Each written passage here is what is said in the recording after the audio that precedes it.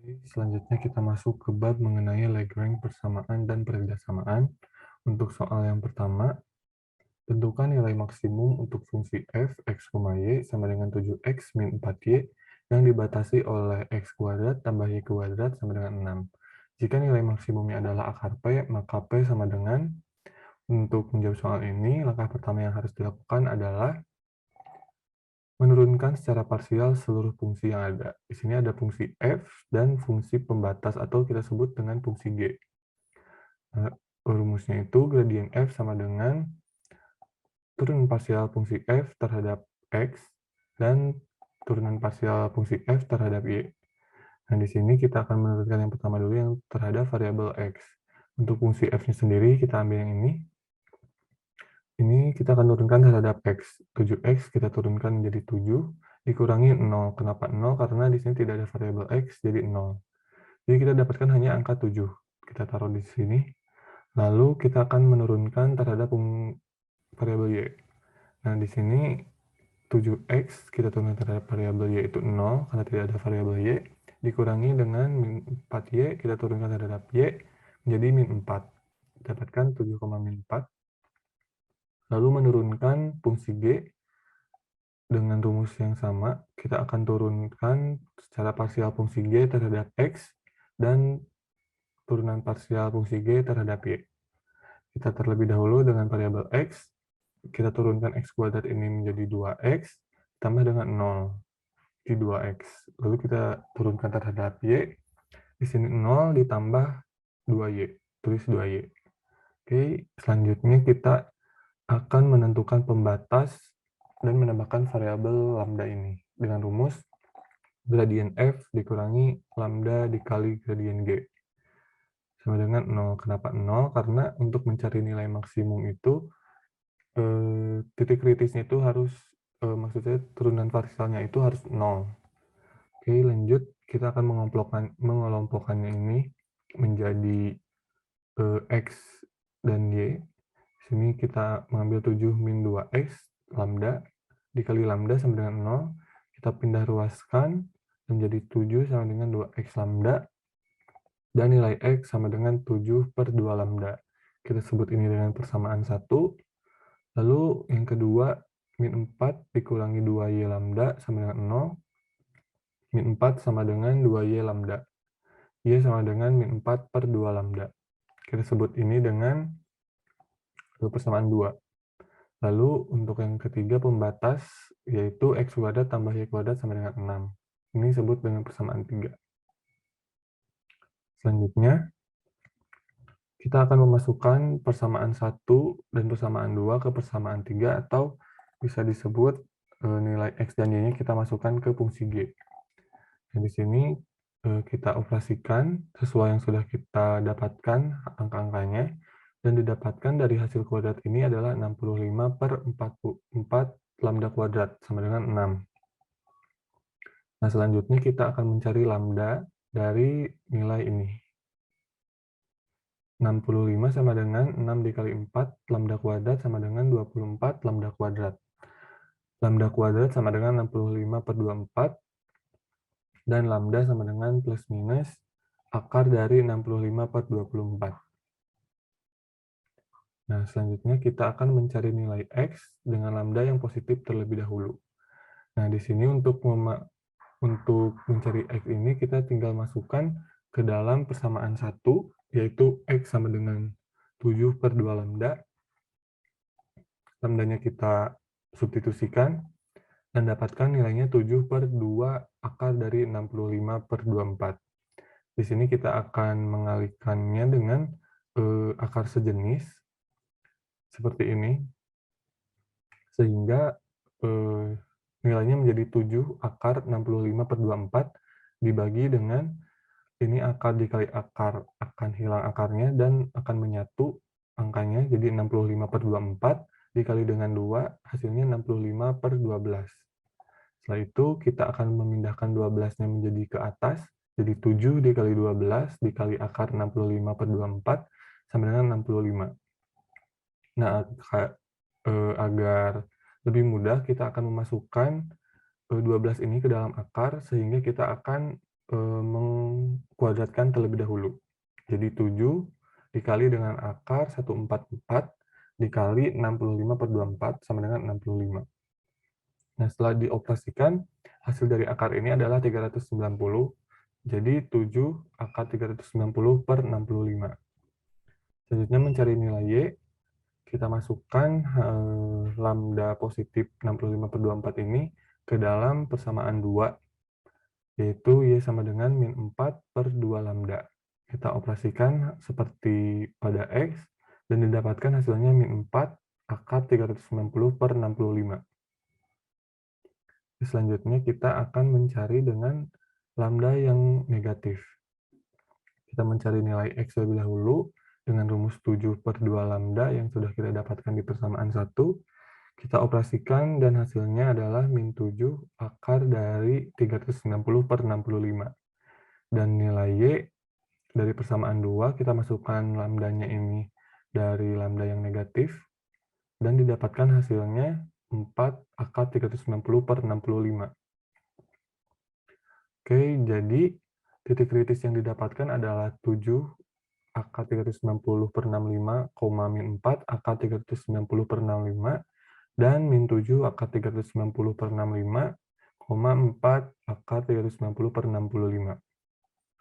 Selanjutnya kita akan mencari nilai maksimumnya ini dengan fungsi f, yaitu 7x min 4y, dengan titik yang tadi kita sudah dapatkan. Titik yang pertama itu yang 7 akar 390/65 dikurangi min 4 akar 390/65. Kita masukkan ini variabel x, ini variabel y.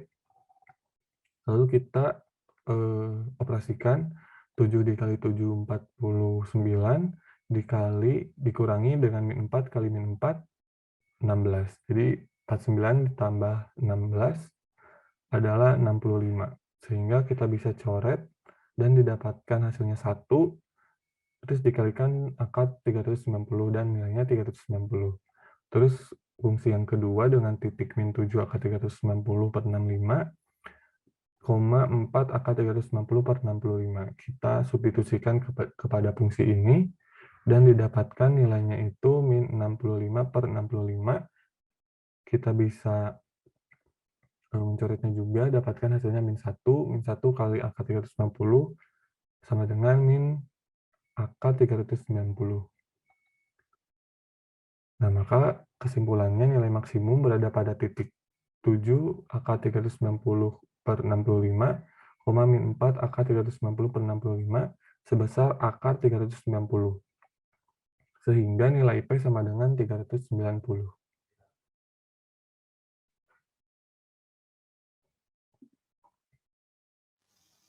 Assalamualaikum warahmatullahi wabarakatuh. Selamat siang, sore, dan malam semuanya.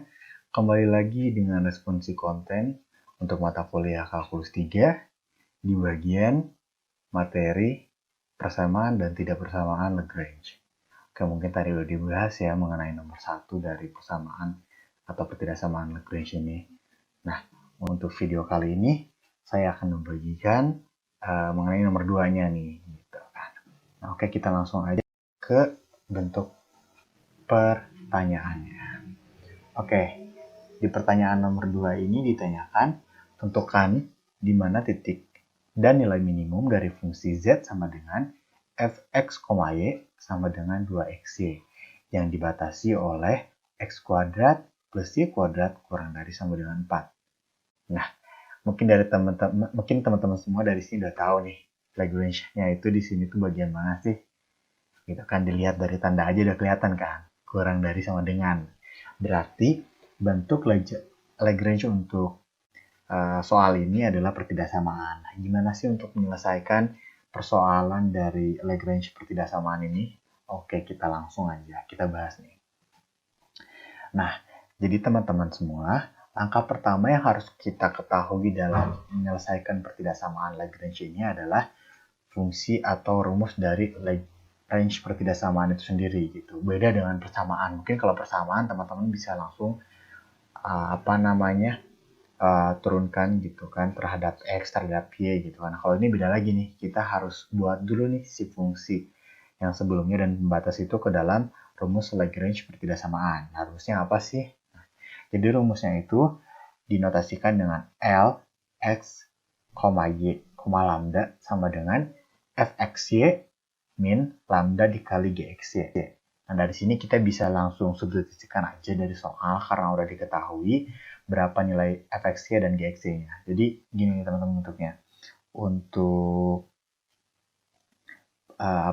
persamaan atau rumus Lagrange pertidaksamaan ini. Jadi L, X, Y, lambda sama dengan 2xy dari fungsi fxy yang kita ketahui dikurangi lambda dikali dengan gxy. Oh ya, sebelumnya nih teman-teman, untuk gx-nya sendiri, kan bentuknya itu x kuadrat ditambah y kuadrat kurang dari 4 ya.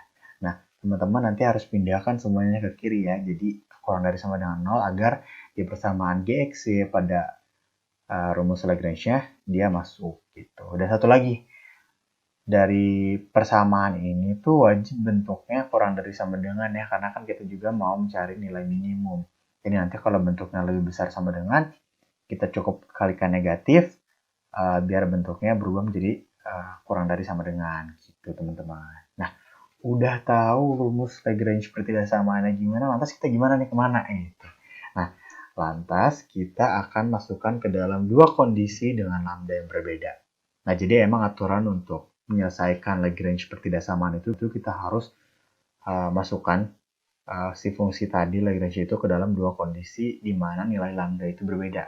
Yang pertama kita anggap nilai lambda itu menjadi 0 atau lambda sama dengan 0. Dan yang case kedua, kita anggap nilai lambda menjadi lambda lebih besar daripada 0 untuk mencari nilai maksimal dan lambda kurang dari 0 untuk mencari nilai minimal.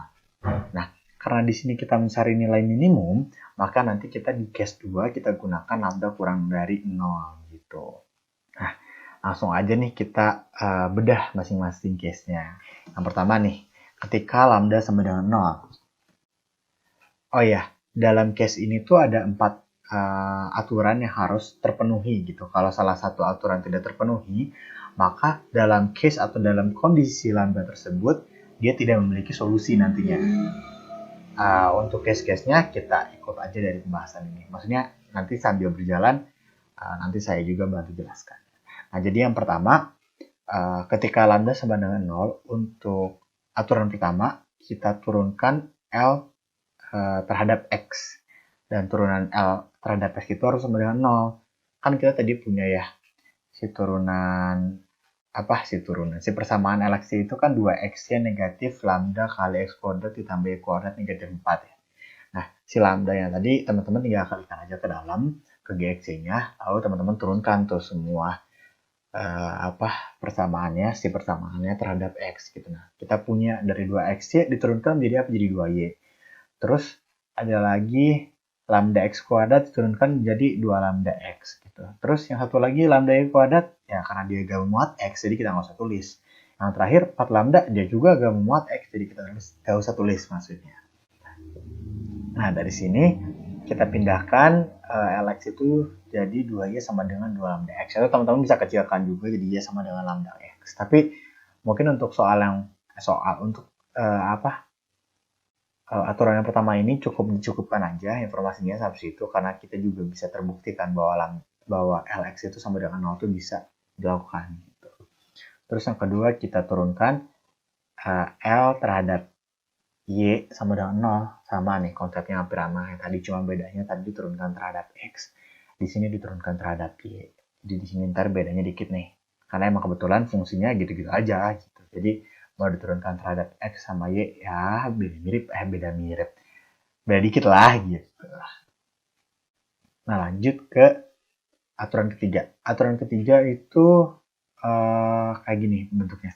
Jadi ketika lambda dikalikan dengan GXY-nya atau lambda dikalikan dengan pembatasnya, dia harus sama dengan 0. Nah, kebetulan di case ini kita ubah lambda itu sama dengan 0 gitu kan. Bukan kebetulan sih emang aturannya gitu ya. Jadi karena lambda sama dengan 0, maka persamaan ini tuh benar gitu. Dan X dan Y itu bernilai bebas. Lah, kok bebas? Kenapa gitu? Jadi gini teman-teman. Kan kita pengen si lambda dikalikan dengan X kuadrat tambah Y kuadrat negatif 4 itu sama dengan 0. Ketika lambdanya udah 0, maka X dan Y itu mau berapapun juga it's okay gitu. Mau dia negatif, positif, toh dikalikan sama 0, maka hasilnya akan sama dengan 0, ya kan? Jadi di persamaan atau di aturan ketiga ini kita tidak memiliki hasil X berapa dan Y berapa, melainkan nilai X dan Y itu bebas karena emang udah diwakilkan oleh lambda untuk menghasilkan aturan ketiga itu sama dengan 0 gitu. Jadi bisa nih aturan ketiga bisa dilakukan gitu. Nah, di aturan keempat ini kita cek nih si fungsi GX-nya itu harus kurang dari sama dengan 0 gitu kan. Wah, ternyata salah nih, gak bisa gitu kan. Kenapa gak bisa? Karena nilai X dan Y itu di aturan 3 tuh bilang bahwa nilai X dan Y bebas karena lambdanya 0. Otomatis di aturan 4 ini kita bisa masukkan maksudnya X dan Y itu berapa aja. Mau 1 juta, 2 juta, berapa juga gak bermasalah. Tapi ternyata ketika kita masukkan nilainya itu nggak kurang dari sama dengan 0 gitu. Bahkan kalau nilai minus pun mereka dikuadratkan jadinya positif juga gitu.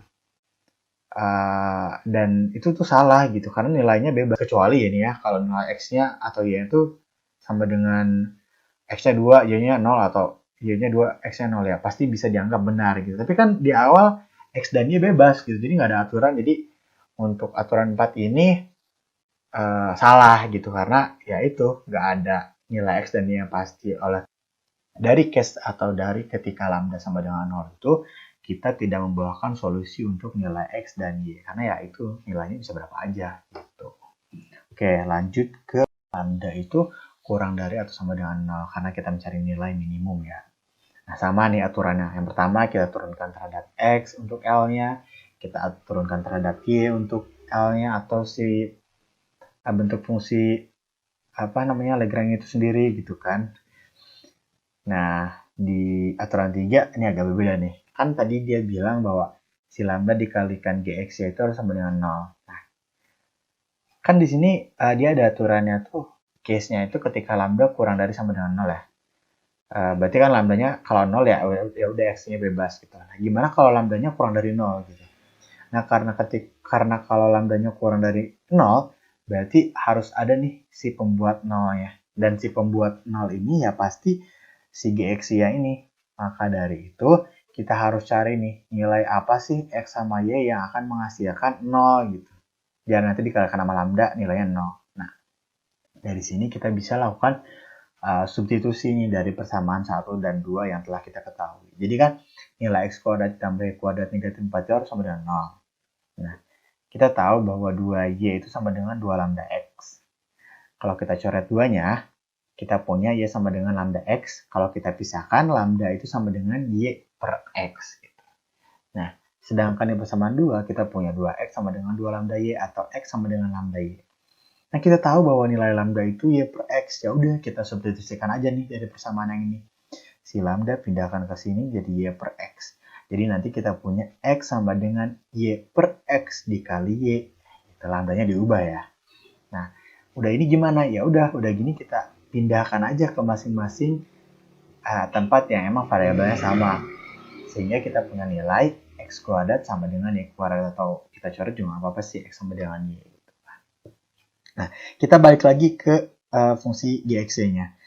Kita punya X kuadrat tambah Y kuadrat negatif 4 sama dengan 0. Gimana sih cara kita nyari X kuadrat atau nilai dari X atau nilai dari Y? Karena kita punya bukti bahwa X kuadrat sama dengan Y kuadrat, berarti kita ubah nih Y kuadratnya jadi X kuadrat. Atau teman-teman boleh nih ubah X kuadratnya jadi Y kuadrat sama aja.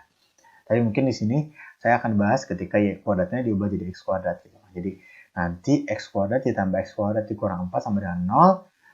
Jumlah kanji kayak biasa, 2X kuadrat sama dengan negatif 4-nya pindah ke kanan jadi 4. 4-nya dicoret, jadi nantinya X kuadrat sama dengan 2. Dicoret maksudnya dibagi ya, dipindahin. Gitu. X kuadrat sama dengan 2, terus kita bisa hasilkan juga nilai X itu sama dengan plus minus akar 2 ya. Karena tadi bilang X kuadrat sama dengan Y kuadrat, berarti X sama dengan Y, maka nilai Y kuadrat juga sama dengan 2. Dan nilai Y juga plus minus akar 2. Nah, di sini kita udah punya nih solusi gitu kan. Tapi aturan 4 kita belum jawab ya. Ya, anggap aja kita hipotesis awal nih nilai X-nya itu plus minus akar 2 dan Y itu plus minus akar 2 gitu kan. Jadi bisa aja nih ntar pasangannya tuh akar 2, akar 2, akar 2, negatif akar 2, atau negatif akar 2, akar 2, atau negatif akar 2, negatif akar 2 gitu. Itu pasangannya ya. Jadi nanti kita punya 4 pasangan titik atau nilai titik kritisnya gitu. Nah, kita lanjutkan juga nih ke aturan yang keempat. Apakah dia pas atau yang enggak gitu. Nah, di aturan yang keempat ini kan kita cek nih apakah nilai x kuadrat tambah y kuadrat negatif 4 itu kurang dari sama dengan 0. Wah, kita punya nilai x kuadrat itu sama dengan 2, y kuadrat itu sama dengan 2. Kalau kita substitusikan ke sini, 2 ditambah 2 dikurang 4, 0. Wah, berarti benar nih. Nah, karena nilai ketika kita substitusi x dan y itu sama dengan 0 atau benar, dengan demikian kita bisa pastikan bahwa solusi untuk case 2 ini adalah x sama dengan plus minus akar 2 dan y sama dengan plus minus akar 2. Nah, dari sini karena kita akan mencari nilai minimum, maka kita akan menggunakan solusi 2. Solusi 1 kan nggak punya ya. Solusi 2 ini yang case 2 maksudnya. Untuk didistribusikan pada fungsi utama untuk mencari nilai minimumnya yang mana sih. Gitu. Nah, tadi sempat saya singgung kan, kalau bakal ada 4 titik kritis. Nah, ini bentuk titik kritisnya. Jadi positif sama positif, negatif sama positif, positif negatif, negatif negatif.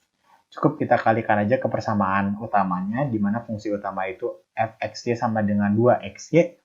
Ya, nanti kita kalikan aja. Akar 2 dikali akar 2, akar 4. Akar 4 itu sama dengan 2, jadi 2 kali 2, 4. Begitupun sama, mungkin cuma di sini kita punya tanda negatif, jadi nanti hasilnya negatif 4. Dan yang bawah juga negatif 4. Yang terakhir, karena dia sama-sama negatif, jadi nanti jadi positif.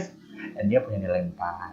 Nah, dari sini kita bisa simpulkan atau bisa ketahui nih, bahwa nilai minimum yang dihasilkan dari pertidaksamaan Lagrange yang di sini itu sama dengan negatif 4. Saat kapan? Saat titiknya itu berada pada nilai negatif akar 2, akar 2 sama akar 2, negatif akar 2. Begitu teman-teman. Dilihat-lihat gampang kali ya. Kan gampang sih. Teman-teman harus ingat aja bahwa ketika menghadapi pertidaksamaan, teman-teman gak bisa langsung diubah menjadi persamaan gitu. Karena emang ada beberapa aturan yang harus kita penuhi untuk memenuhi si pertidaksamaan tersebut gitu. Bisa aja nih kebetulan teman-teman dijadiin persamaan untuk mencari gitu kan. Tapi nggak semuanya benar juga. Jadi teman-teman harus cek juga nih dengan cara case ini gitu teman-teman. Harus diingat aja lah yang si fungsi pertidaksamaan Lagrange yang ketika L x, y, lambda sama dengan fxy dikurangi lambda kali gxy, itu harus ingat gitu. Dan mungkin cukup sekian untuk pembahasan soal nomor 2 dari bab Lagrange persamaan dan pertidaksamaan. Kurang lebihnya mohon maaf. Wassalamualaikum warahmatullahi wabarakatuh. See you di soal selanjutnya. Terima kasih teman-teman sudah mau mendengar.